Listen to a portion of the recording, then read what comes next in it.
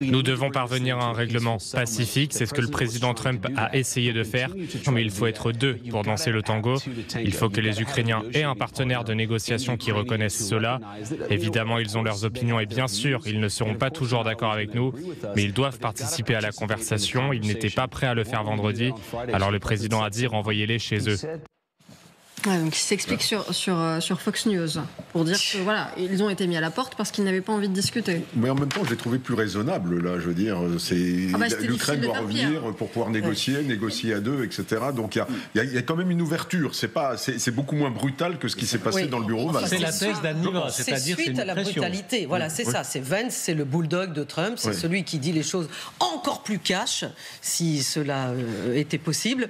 Et du coup, là, il peut paraître, vous avez raison, Général, un peu moins difficile, mais en fait, c'est parce qu'il a serré sa victime et que la victime, il sent que aujourd'hui, eh bien, elle a été contente, elle a accepté. Écoutez la victime. La scène que vous allez voir, elle est absolument vertigineuse parce que Zelensky s'est remis là où il était le 24 février le soir.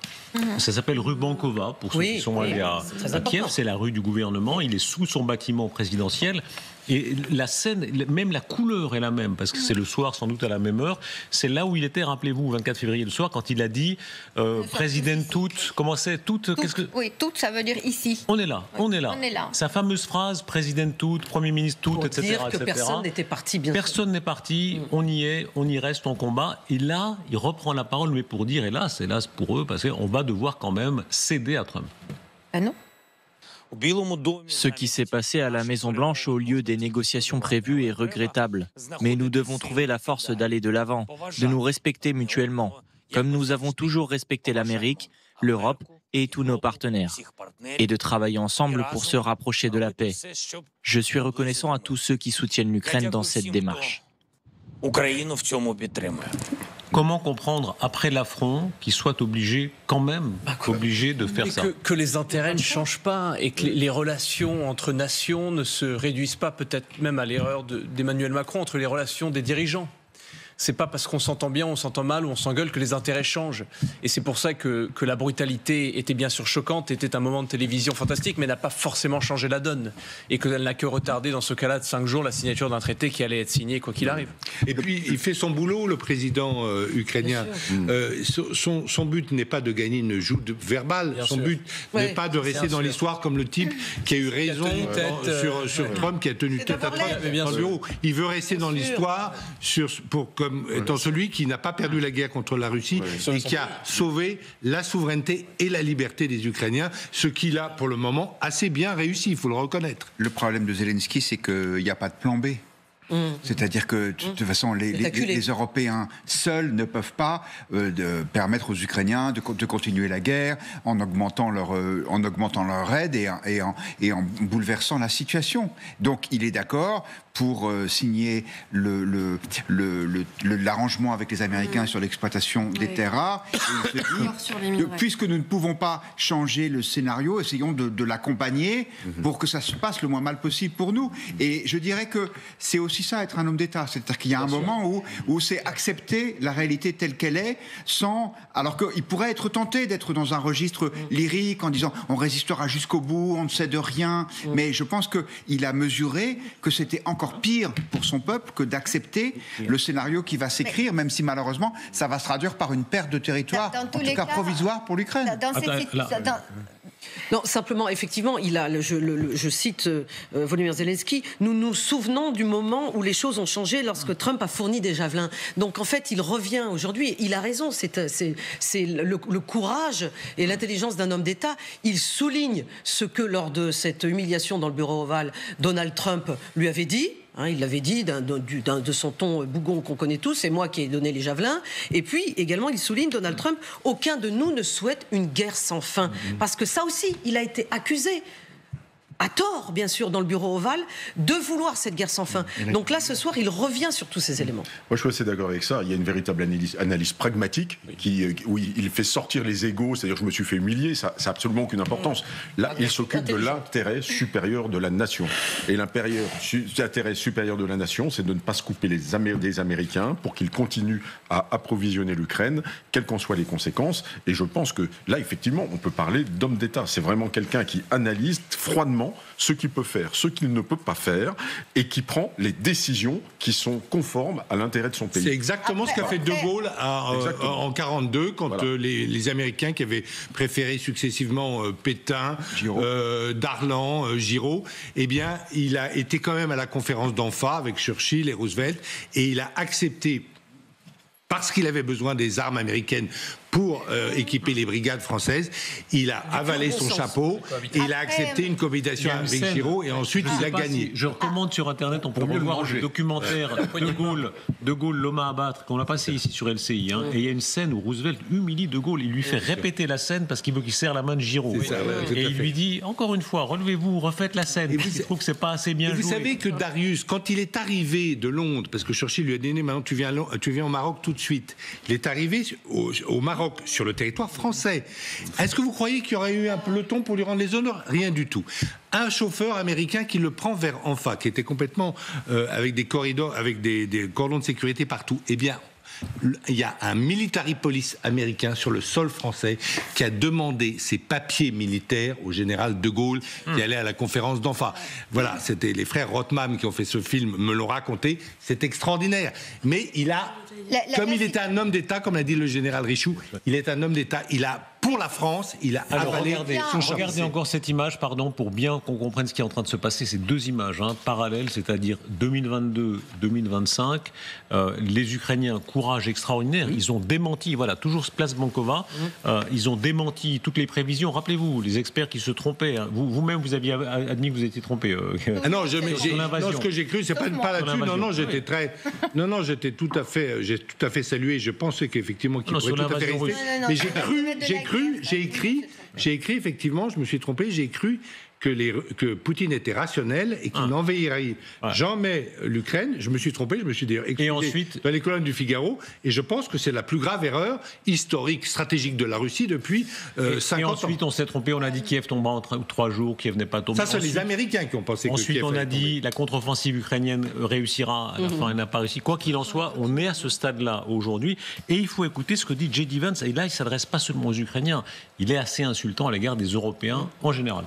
Et il était toujours sur Fox News. Comment garantir un cessez-le-feu?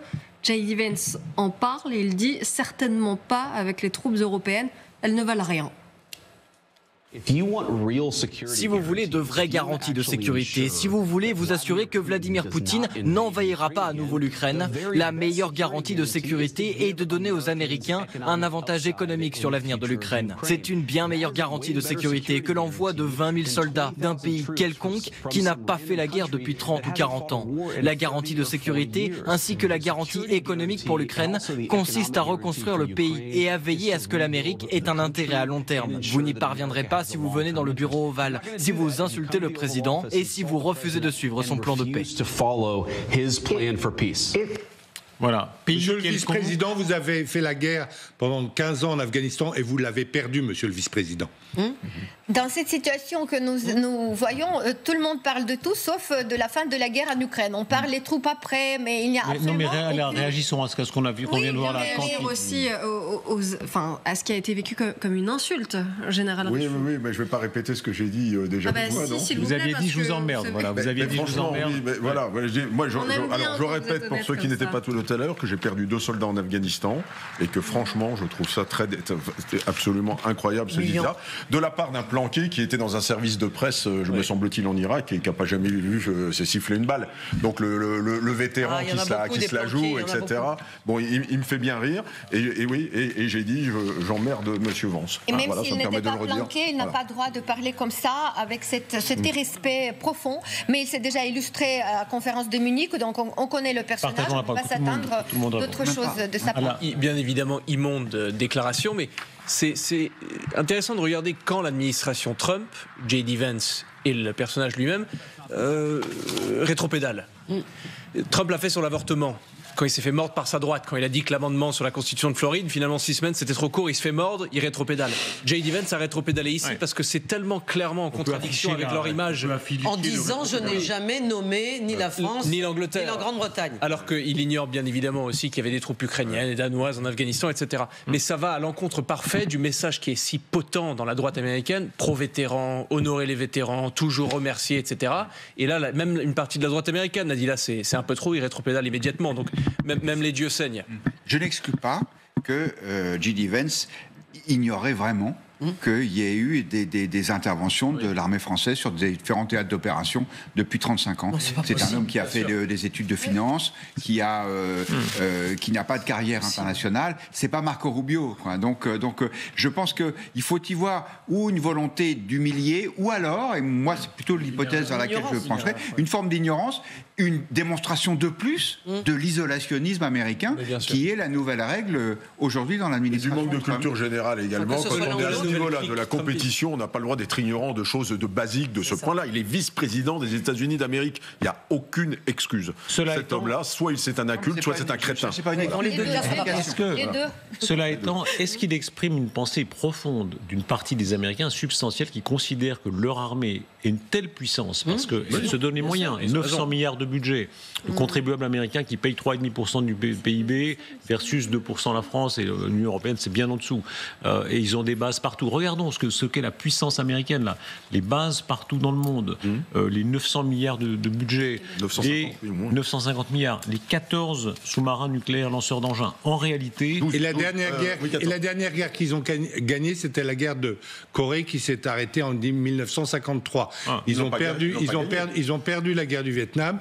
Ils sont partis, comme les Français et les Indiens, de Beyrouth en 1983. Alors ils ont gagné effectivement la première guerre du Golfe avec toute une coalition contre l'Irak. Je me rappelle ce général d'Obama, je le cite. Mais ils ont perdu, ils sont retirés d'Irak, de Mésopotamie, aujourd'hui en laissant un chaos extraordinaire. Sans parler de leur retrait d'Afghanistan. Et ils ont perdu en Afghanistan.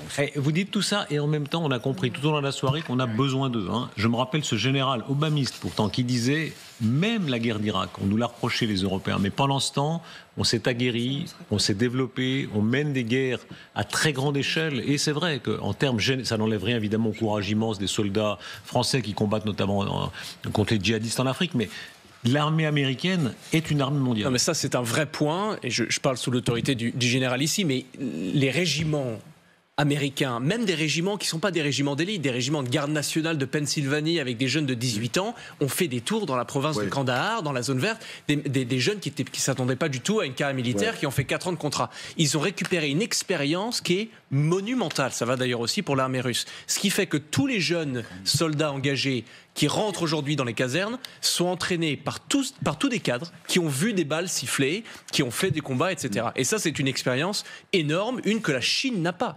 Parce que la dernière opération, la dernière guerre chinoise, c'était contre le Vietnam dans les années 70, il me semble. Et en vérité, la totalité du tigre, et les Américains le disent d'ailleurs, c'est un tigre en papier, parce qu'il n'y a pas un soldat chinois qui a été au combat aujourd'hui. Et généralement, les régiments aussi verts que ça... les derniers, c'était pendant la guerre de Corée. Sauf que lorsqu'on regagne ces casernes, et on y est confronté, aujourd'hui, on regagne nos casernes en l'espace de 5 ans. Les soldats qui sont engagés, qui quittent le service actif, ils sont entre 5 et 8 ans.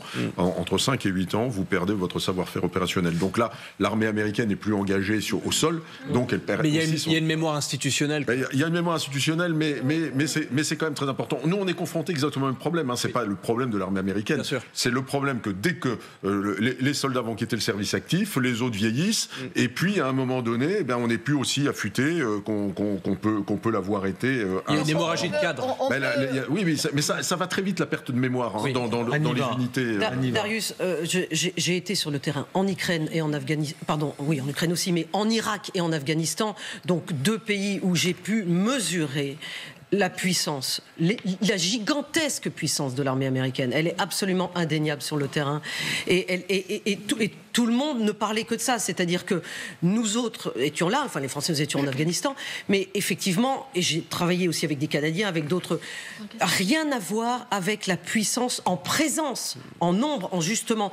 Et ça ne les a pas fait gagner la guerre, ni en Afghanistan, ni en Irak. Mais on ne peut pas dire que leur armée n'est pas puissante. L'hyper-agressivité américaine, jusqu'où est-ce que ça va? Si on va encore plus loin ce soir, est-ce qu'on peut imaginer qu'ils ont un impérialisme qui va se tourner même vers l'Europe, c'est-à-dire qu'ils aient envie de s'étendre par la domination, y compris territoriale, de Groenland, qui quand même dépend d'un pays européen. Quand vous voyez l'agressivité de Musk réagit à Zelensky, regardez, et au lieu de lui donner le point, Zelensky quand même il a fait un pas au lieu. Non, Musk en rajoute dans la dureté en disant ce sont les actes et non les paroles qui comptent. Voyons quelles actions se déroulent. C'est-à-dire Musk en rajoute dans l'agressivité. Quelle arrogance. Ça me rappelle la phrase de l'économiste Thomas Sowell où on peut avoir des experts dans un domaine très précis qui sont révolutionnaires d'un génie sans nom et dès qu'ils s'éloignent de leur domaine, c'est comme s'ils tombaient d'une falaise. Et ça va pour les intellectuels de gauche notamment, mais ça va aussi pour les grands chefs d'entreprise de la tech. Regardez à quel point ce soir Trudeau prend tout ça très au sérieux. Il parle d'annexion. Il considère qu'il y a un vrai risque d'annexion des Américains de son pays. Nous devons donc nous rabattre sur ce qu'il a dit à maintes reprises, à savoir qu'il souhaite un effondrement total de l'économie canadienne, parce que cela facilitera notre annexion. Cela n'arrivera jamais. Nous ne serons jamais le 51e État. Mais il peut nuire à l'économie canadienne. Il a d'ailleurs commencé ce matin. Mais il va rapidement s'apercevoir, comme les familles américaines, que cela va nuire aux gens des deux côtés de la frontière. That's going to hurt people on both sides of the border. Il fait de la politique. Une petite note, mais les déclarations anti-Canada de M. Trump sont ce qui a sauvé la carrière politique de M. Trudeau. Parce que même s'il va peut-être disparaître, l'écart dans les sondages entre le Parti conservateur canadien et le parti de M. Trudeau, au moment de l'élection de novembre, était de 30 points. Elle est aujourd'hui 2 ou 3. Est-ce que Trump a un rêve d'empire tel qu'il veut, au fond, dominer, y compris dominer l'Europe? Il domine déjà un peu l'Europe. Pas l'Europe. C'est la doctrine Monroe, c'est l'application stricte, brutale de la doctrine Monroe qui date du début du 19e siècle et qu'ils ont appliquée de manière brutale. Les Indiens, la Floride, le Mexique, le Texas, Colorado, Californie, l'Arizona, etc., la Californie, et puis après l'Amérique centrale, ils ont fait 3 expéditions en République dominicaine dans les années 1890-1900. Enfin, je crois que c'est 16 en 20 ans, 16 opérations hors dehors de leurs frontières au tournant du siècle. Vous voyez Donc c'est véritablement l'application brutale d'une doctrine qui existe depuis 200 ans. Les Américains ont fait 250 fois la guerre depuis leur indépendance. C'est un peuple très belliciste, c'est sûr. Mais Trump lui-même n'est pas belliciste, il n'est pas néoconservateur, c'est-à-dire qu'il n'estime pas qu'il faut aller faire la guerre pour imposer la démocratie dans des pays. Ce que pensait George W. Mais là, on ne parle pas de démocratie. On parle d'extension. Oui, une extension à l'Europe, je ne pense pas une seule seconde. On parle de l'Amérique d'abord. Il dit c'est l'Amérique d'abord. Il ne veut pas mettre l'Empire américain en Europe, il dit... Vous, les Européens, vous vous défendez vous-même. Moi, je me concentre sur l'Indo-Pacifique. Donc, il ne faut pas dire qu'il veut mettre l'Empire américain en Europe. Il dit le contraire. Parce que sinon, ça serait un peu contradictoire. Voilà. Sinon, il n'arrêterait pas d'aider l'Ukraine. Au contraire, il dirait, voilà une tête de pont, il y a déjà du matériel, de l'équipement, on les aide, on va les aider plus que jamais. Je pense qu'il y a effectivement une distinction à faire entre l'espèce de Mare Nostrum des États-Unis, c'est-à-dire l'étranger proche, la doctrine Monroe, l'Amérique centrale, et puis l'Europe, qui est un partenaire commercial. L'idée, c'est que il y a des relations les plus équilibrées possibles avec l'Europe, donc d'où ce bras de fer avec l'augmentation des droits de douane. Peut-être des proximités pays par pays, en fonction des affinités, avec l'Italie de Mme Meloni, avec la Hongrie de M. Orban. Mais cette idée qu'il doit y avoir une sorte d'impérium américain en Europe, non, c'est fini. C'est bien pour ça, d'ailleurs, que c'est le branle-bas de combat dans tous les gouvernements européens, parce qu'il va falloir qu'on se défende nous-mêmes, puisqu'ils veulent partir. Et en même temps, c'est une perte de puissance, parce que, comme ils sont démonétisés, demain, une alliance, c'est quand même un hégémone, au sens grec du terme, c'est-à-dire qu'il y a un chef, et puis derrière, il y a des alliés. Or, il est en train de sabrer ses alliés. Oui. Donc, à terme, c'est quand même une potentielle... Il sabre les intérêts à long terme des États-Unis.